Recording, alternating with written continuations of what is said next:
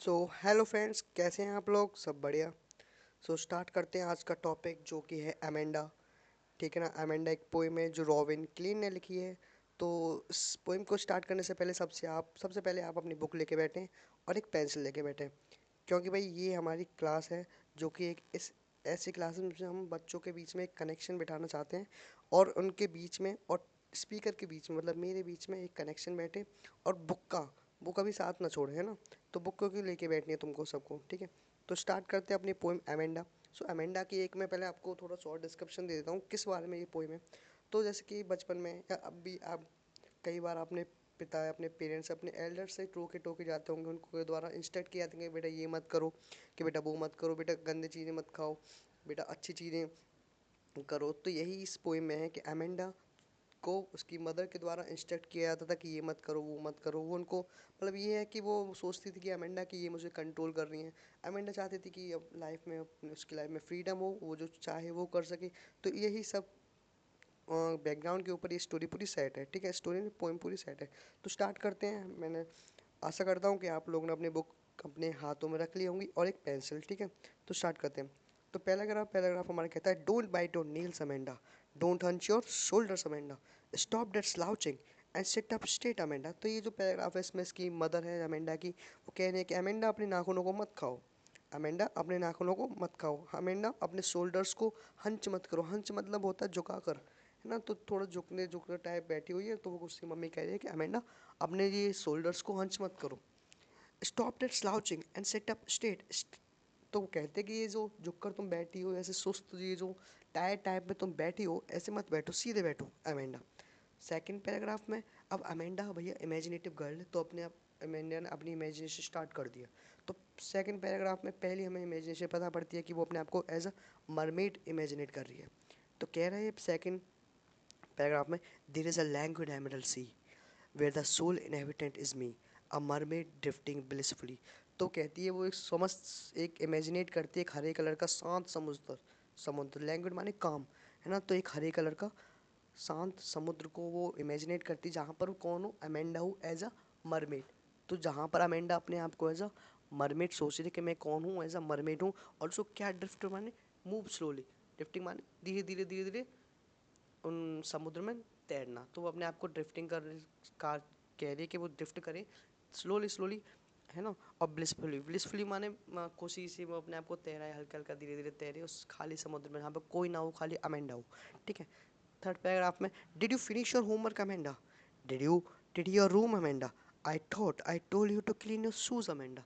तो उसकी मम्मी फिर से उसको इंस्ट्रक्ट करें कि क्या तुमने अपना होमवर्क फिनिश किया अमेंडा, क्या तुमने अपने रूम को साफ़ किया, मुझे लगता है कि मैंने तुमसे कहा था कि तुम अपने शूज़ साफ़ करो, तुमने किए अमेंडा। ये सारी चीज़ें उसकी मम्मी कह रही हैं, उसको इंस्ट्रक्ट कर रही हैं कि भाई ये करो वो करो। फिर फोर्थ पैराग्राफ में फिर से अमेंडा की इमेजिनेशन स्टार्ट हो जाती है, और उसने इस बार अपने आप को एज अ ऑर्फन थिंक किया है। तो I am an orphan roaming the street, I pattern soft dust with my हर्स्ट bare feet, the silence is golden the freedom is sweet. तो यहाँ पे अमेंडा सोचते हैं मैं एक ऑर्फन हूँ, और वो स्ट्रीट है, मतलब जो गलियाँ होती हैं उनमें रोमिंग माने घूम रही है ना, भटक रही है, ठीक है। तो I pattern soft dust with my hurst fair feet. तो उसने महसूस किया है सॉफ्ट डस्ट को, वहाँ की धूल को। हस्ट माने पता क्या होता है, हस्ट माने होता है तुम्हारा साइलेंट काम, है ना, बहुत ही शांत शांत पैरों से, और बेयर फीट से नंगे पैरों से वो सो पैटर्न उस सॉफ्ट डस्ट को वो फील करे, ठीक है ना। वहाँ का जो साइलेंस है, उस जो गलियों का जो साइलेंट गलियाँ हैं, उनका साइलेंस कैसा गोल्डन है बहुत ज़्यादा, और जो फ्रीडम है, वो जो फ्रीडम उसने पाई है एज अ ऑर्फन, वो कैसी है, बहुत ज़्यादा स्वीट है, ठीक है।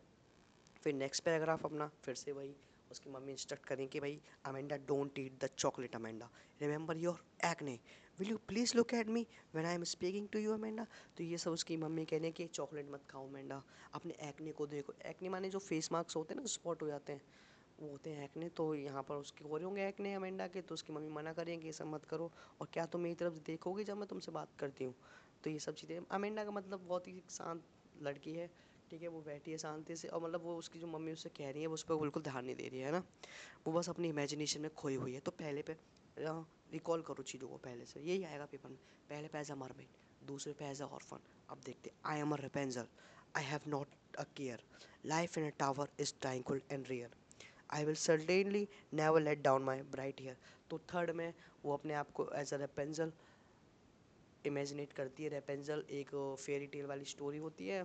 उसमें क्या होता है कि एक लेडी होती है, एक वूमन होती है, उसके वो एक टावर पे होती है जहाँ पर कोई नहीं होता, ठीक है। टावर पर रही होती है, शांत टावर होता है। तो उसके जो हेयर्स होते हैं वो बहुत मतलब लॉन्ग होते हैं। तो मतलब उसे एक श्राप होता है, एक बिच होती है जो चुड़ैल होती है। तो वो उस पर निगाह वेगाह देखती रहती है। लेकिन लास्ट में क्या होता है कि वो मतलब अपने लॉन्ग हेयर्स को नीचे करके, उसके बहुत बड़े बड़े हेयर्स होते हैं, तो उसको नीचे डाल के टावर से अब वो अपने प्रेमी के साथ जो उसका लव करती है उसके संग भाग जाती है। लेकिन यहाँ पर एमेंडा जो है वो नहीं चाहती भागना, है ना। लाइफ इन अ टावर, वो कहते हैं टावर पर जो लाइफ है वो कैसी ट्रैंक्विल, ट्रैंक्विल माने पीसफुली, शांतनेस, बिल्कुल साइलेंस है। एंड रेयर है, बहुत ही कम मिलती है ऐसी लाइफ, शांति वाली। तो I will certainly never let down my bright hair. तो वो कहते हैं कि मैं कभी भी अपने जो हेयर्स हैं उनको नीचे नहीं करूँगी टावर के, और कभी नहीं करूँगी। मैं इसका मतलब कि वो कभी उस टावर से जाना ही नहीं चाहती अमेंडा, ठीक है ना। तो ये है stop that sulking at once. फिर उसकी मम्मी कहती है कि stop that sulking at once, you are always so moody Amanda. तो वो कहती है, सल्किंग माने मुंह बनाना होता है ना, नाराज़ होकर बैठना होता है। तो वो कहती है उसकी मम्मी, कैसे नाराज़ होकर मत बैठो, तुम हमेशा अपने मूड में रहती हो, तुम मेरी बात ही नहीं सुनती हो, है ना। हमेशा नाराज़ मुँह फुला कर बैठती हो। ये सब उसकी मम्मी कहती है। एनीवन वुड थिंक, कोई भी सोचेगा that I nagged at you, कि उसकी मम्मी कहते हैं कोई भी ये सोचेगा कि मैं तुम पर रोक टोक लगाती हूँ। नेक्ड माने लिखो, नेक्ड पे अंडरलाइन करो, एंड नेक्ड माने लिखो रोक टोक लगाना, ठीक है ना।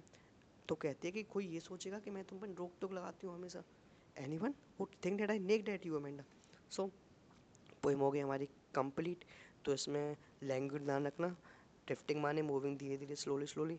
मैंने नेक्ड का बता ही दिया है आपको, नेक्ड माने रोक टोक लगाना, सल्किंग माने वही ना, मुंह फुलाकर या नाराज़ होकर बैठना। तो इन सब पर पॉइंट लगा लो एंड लिख भी लेना, ठीक है ना। सो